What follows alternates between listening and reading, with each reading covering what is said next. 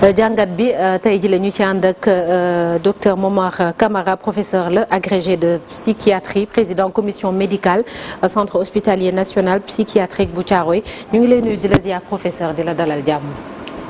merci ñaatam maa ngi lay nuyu. di la ziar yow tamit ak ñi nga bokkal plateau bi. ak téléspectateurs yi. c'est un plaisir d'être là. merci beaucoup plaisir partagé alors laataa ñuy egsi ci waxtaan bi dañ leen di tegal benn élément xam ngeen ni prétexte bi mooy double meurtre bi nga xam ne dafa am ci yoonu Ndar bi kenn ku ñu ne dafa am jafe-jafe ci wàllum xel dañ ci ànd ak Abdoulaye Diop mu dellu siwaat ci fee yi ñu ñëwaat ci plateau bi. ñu faat ci week-end bi ci route nationale bi diggante Saint-Louis ak Ndar ci dimanche bi nag ci commune bu Ngën Saar ci lañ faat ki ñuy wax Soxna Keita Silla moom nag mi ngi jóge woon Ndar di dem Korité ji ndax Ndar googu fa la nekk assistante ci rectorat université Gaston Berger de Saint-Louis waaye ba mu doon Korité ji jàppoon na ni dina yegg waaye ci ay 7 heures du matin rek ba mu toll ci poste de santé bu dëkk bi ñuy wax Daaru Rahman nekk ci commune bu Ngën Saar foofu la am benn waay joo xam ni moo ko sànni benn xeer chauffeur bi di ko jéem a xettali ndax dañ ñu ko na dawal rek dem uteeli hôpital bu Louga waaye ba muy àgg rek fekk na soxna si génn àdduna lii nag bu nekk lu doy waar waaye ndekete kii ñuy wax ni étudiant la ca université Alioune Diop bu Bambey war a am 20 fukki at ak lu topp mu ngi dëkk ca Ziguinchor ndekete am na beneen bakkan ba nga xam ni faat na ko kooku ñu faat nag mi ngi tudd Ousmane Ndaw moom dañ ko dóor benn xeer ci dënn bi moom mi nga xam ni benn ingénieur la en génie civil war naa am juróom fukki at ak lu topp moom tamit ci benn Allo Dakar la duggoon jóge woon Saint-Louis ngir dem Korité ji waaye ndekete ci yoon bi lañ koy faatee ndax bañ ko sànnee xeer bi jëm nañ ko évacuer yóbbu ko ci hôpital Ahmed Sakhir Lo bu Louga waaye mujjutu la antu foofu la faatoo ñi nga xam ne nag mooy élément 52e compagnie d'incendie et de secours de Louga bi ñu yégee loolu si lañ jéem a yóbbu koor gi ci hôpital boobu noonu waa gendarmerie bu Ngën Saar nag bañ leen yégalee lii si lañ jéem a def seen liggéey ba jàpp kii nga xam ni nee nañ xelam dafa neexul waaye li gën a jaaxal mooy naka la ñëwee ba commune bu Ngën Saar ndax jàngewul foofu te tamit dëkkul foofu am ñu wax ni fan yii ci lañ ko commencé woon di ko gis foofu waaye gisuñu woon ci moom lenn luy wane ni dina mën a gaañee am na sax ci benn enregistrement bu ñu sukkandikoo ci journal L'Observateur ñooñu nee nañ ci réseaux sociaux yi wax nañ que ni doon na waajal keneen koo xam ni bëggoon na ko faat ci beneen oto waaye loolu mujjul antu loolu moo tax ñu yóbbu ko ci hôpital psychiatrique bu Thiaroye ngir jéem ko toppatoo ba jéye ju mel nii du ko mën a defati. merci beaucoup Abdoulaye Diop alors balaa ñoo dellu si ci fee yi professeur ni ko Abdoulaye Diop waxee ba muy daaneel rek moom Siak Boissy Sagna mi ngi ci yéen d'accord est-ce qu'on peut avoir de ces nouvelles oui. bon li ma mën a wax mooy mu ngi ci ñun. waaw donc ñu ngi koy jël en charge. voilà équipe concernée yi parce que dafa am différents services yu bëri am na service yoo xam ni dañ leen jagleel pour loolu kese. balaa ñi nga xam dañ leen interné voilà moom nag ci régime boobu la ñëwee suñu hôpital donc beneen régime la bu bokkul ak régime bi nga xam ni hospitalisation en milieu ouvert la donc boobu du kii.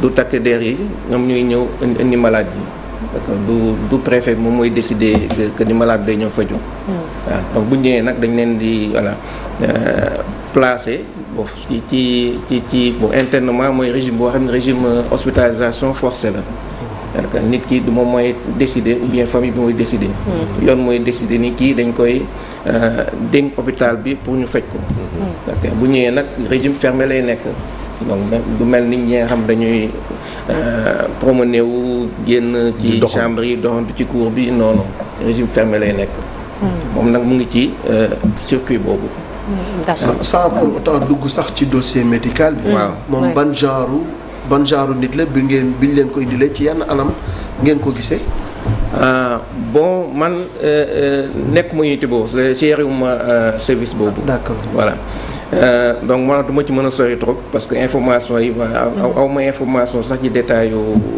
voilà les certains détails mais li ma xam daal mooy téye nañ ko mu ngi ci circuit boobu circuit internement bi. waaw te circuit boobu moom parce que malade yi fay nekk mooy malade yi xam nañu dañu parce que loi 75/80. décret boo xam ni loi boo xam ni c'était en 1975 président du temps moo ko signé woon président Senghor. buy wane charte yi nga xam ni yenn maladies dañ ko war a bénéficier mooy maladies yi nga xam ni dañu présenter danger pour ñoom ak pour la population ak ñi nga xam ni ñu ngi faju mais faj bi voilà demul ni mu war a demee soit ñu duñ nangu jël seen garab wala duñ nangu def li nga xam ni moom la médecin prescrire. situation yi bu amee nag voilà yoon may na. voilà yoon mu kii différents parties concernées mooy muy procureur bi muy magistrat bi muy préfet bi moo koy signé pour sapeurs yi ak takk der yi policier wala gendarmerie dem jëli malade bi yóbbu ko ak papier d'internement bien sûr bu préfet bi signé yóbbu ko ci structure bi état bi créé. Donc structure boobu après ça s'est trouvé être hôpital bi ñu nekk mooy hôpital Thiaroye.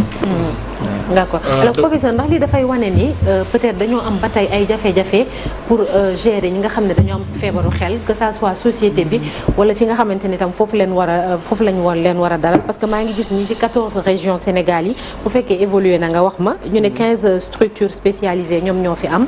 391 lits ñu ne nag lu ëpp daanaka 46% ñu ngi leen concentré Dakar kese. waaw est-ce que les chiffres là ont évolué. évolué wul loolu la. et puis beneen kii tamit aspect moo tamit mooy nombre de psychiatrie bëriwuñu. oui c'est moins de 40. 35 sax c'est les chiffres n'ont pas légèrement évolué. Sénégal yëpp. Ah bon Sénégal yëpp. pourtant on parlait de 37 à 43 kon eggu fa sax. peut-être ba 37. dernier chiffre yi 35 la woon c'était en 2020. voilà mais àggul 40. sûrement voilà. te bu àggee peut-être 41 lay donc du ko dépasser lu bëri. donc prise en charge santé mentale moom c'est un grand défi pour notre pays. mais même dans le monde sax c'est un grand défi parce que maladie mentale dafa xaw a complexe. voilà dafa xaw a complexe dafa am yoo xam ni dafa bëri façon.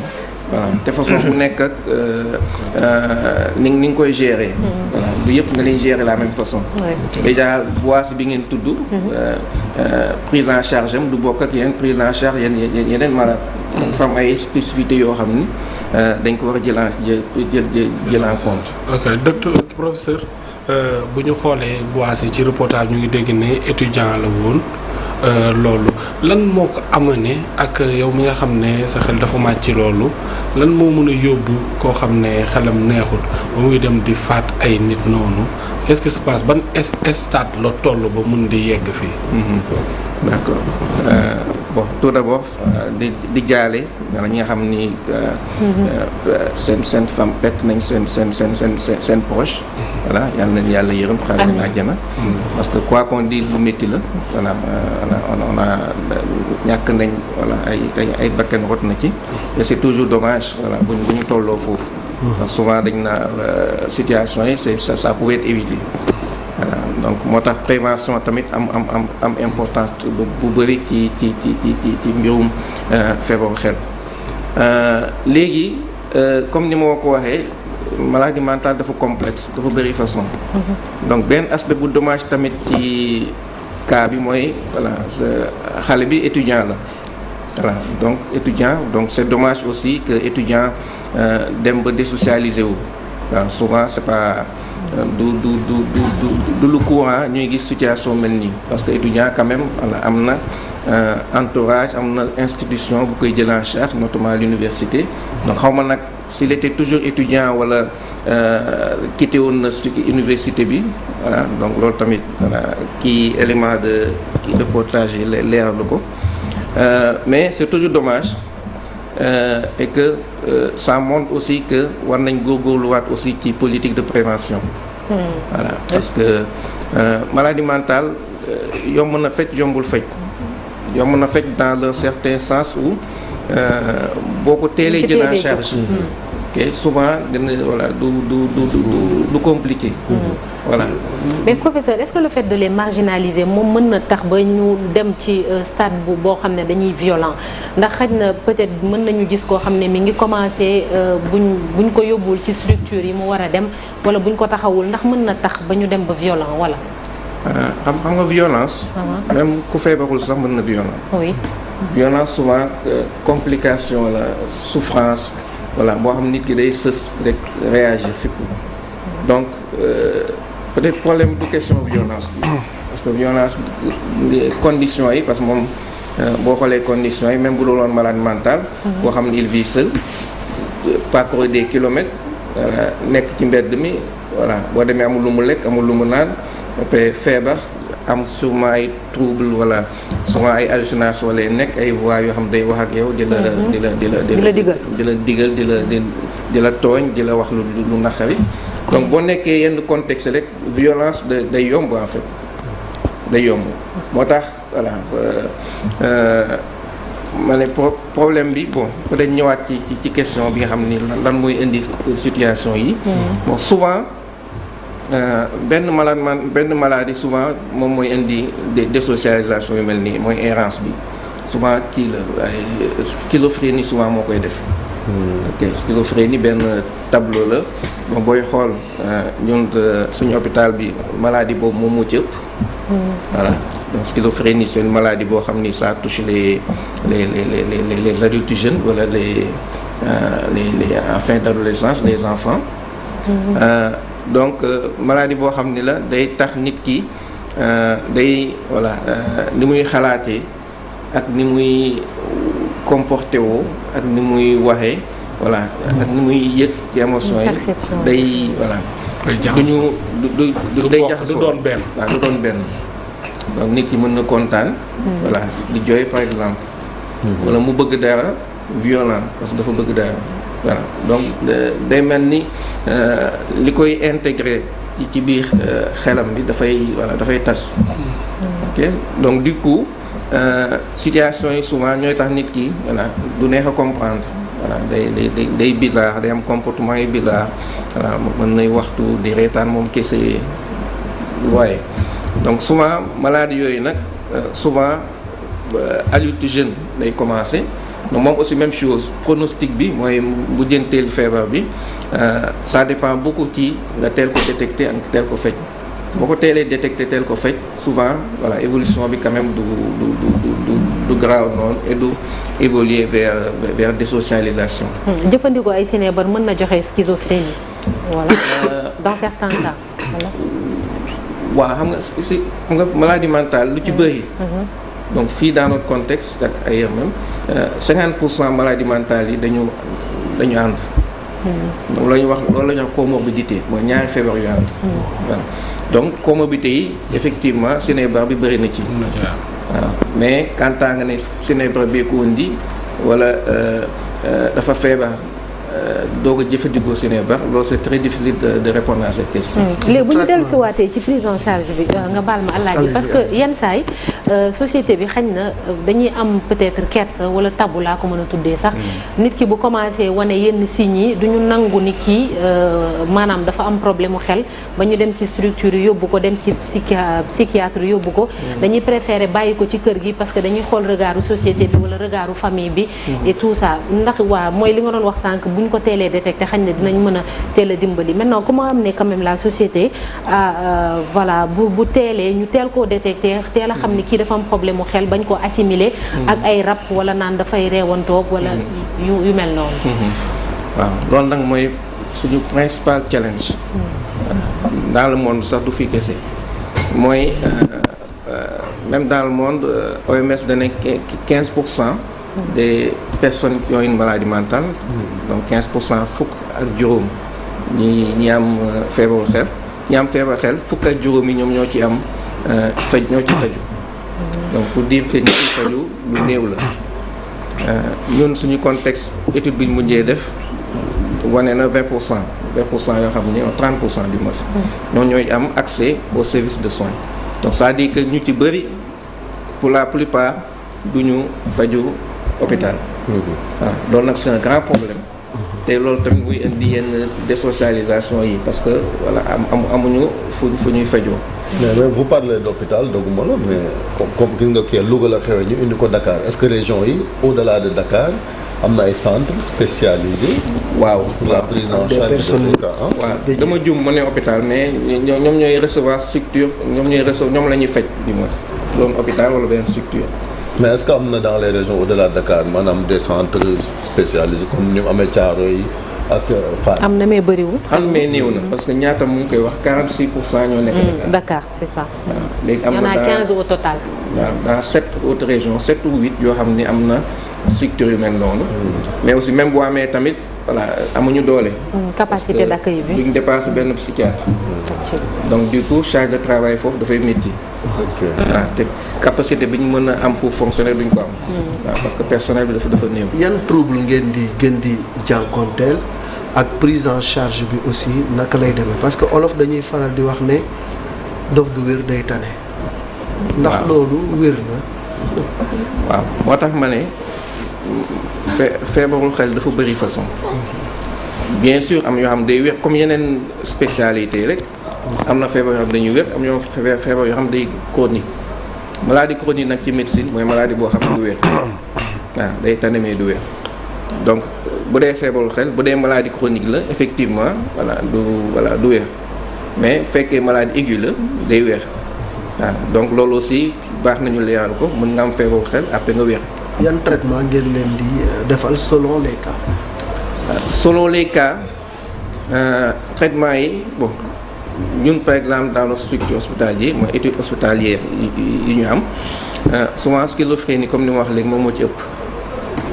waaw schizophrénie moo ci ëpp après épilepsie tamit bëri na milieu hospitalier schizophrénie épilepsie. feebaru say waaw. waaw feebaru say après yeneen maladies comme voilà ay trouble bipolaire ay ñiy jëfandikoo Sénébar yi waaw conséquences yi muy indi ci xel bi yooyu ñooy ëpp au niveau hospitalier. mais au niveau de la population générale kii moo ci ëpp dépression moo ci ëpp waaw ou anxio-dépressif. mais surtout dépression boobu nga tudd professeur Sénégal bon santé mentale de façon générale dafa mel ni dañ koy néewantal tuuti. maanaam boo amee dépression que ça soit ci sa liggéey wala sa famille parce que da nga am charge émotionnelle wala yoo xam ne ay événements yu am yu bëri mu ñëw dal sa kaw am na nooy comporté wu peut-être di isolé wu di am yenn comportement yi nit ñi duñ ko comprendre. parfois sax dañ naan ak loolu di yëfu tubaab la. dépression sax boo ko waxee dañ la naan yëfu tubaab la. donc mbirum dépression déjà am benn leeral buñ ciy leeral parce que dépression tamit nit ñi dañ koy wax langage populaire. mais li ñuy wooyee dépression langage populaire mooy ñun li ñuy wooyee psychotique. waaw mooy koo xam ni voilà am na mondam boo xam ne mondam bu voilà bu am bëri incohérence daal wala di waxtu wala di délirer voilà donc boo xoolee lu bëri langage populaire loolu la ñu wooyee dépression.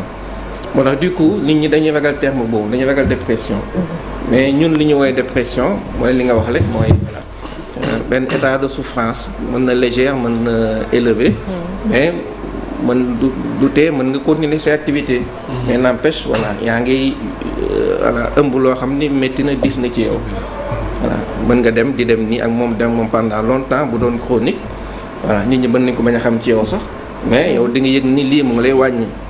D'ailleurs OMS loolu wax ci dépression mu ne c'est un grand problème dans le monde donc d'ici 2030 mooy doon feebar bi gën a ëpp en termes de fréquence bi gën a ëpp aussi que day wàññi doole réew parce que day tax nit ki productivité bi mu woon am du ko am ak absentéisme bi muy indi parce que absence dafay bëri ak yeneen yoo xam ni ay conséquence su feebar bi lay nekk mais boo xam ne boo ko xayma la doon loo xam ni voilà. dina wàññi lu bëri kii dóoree ba mel ni comme siakam yi. dem bay faat ay bakkan. nekk ku nga xam ne tàggoon na ak xelam mais aussi am na doole te da ko xiir ci def lu métti. kooku bu ñëwee naka ngeen koy traité parce que souvent damay dégg ñu ne dañuy dem sax ba wàññi dooleem pour que mu bañ a amati xadar bu mu amoon. d'accord loolu tamit ay fausse idée la. fausse idée la.